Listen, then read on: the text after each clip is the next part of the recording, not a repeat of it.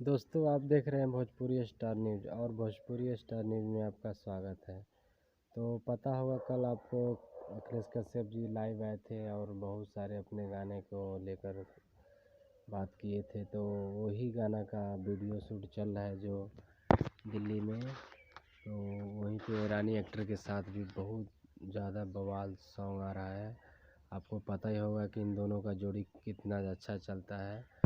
तो अन्नपूर्णा फिल्म पे बहुत ही ज़बरदस्त, बहुत ही क्वालिटी में अच्छा सॉन्ग एकदम आने वाला है। तो खेसारी लाल जी देखिए कैसा आदमी है जो अपने से ही खुद रोटी बना के खा रहे हैं भाई लोग। उनको थोड़ा भी घमंड नहीं है, देख लीजिए, थोड़ा भी घमंड नहीं है कि हम क्या है क्या नहीं। अपने से ही खुद रोटी बनाते हैं, देख लीजिए, ज़्यादा अपने ही से रोटी बना के खाना पसंद करते हैं।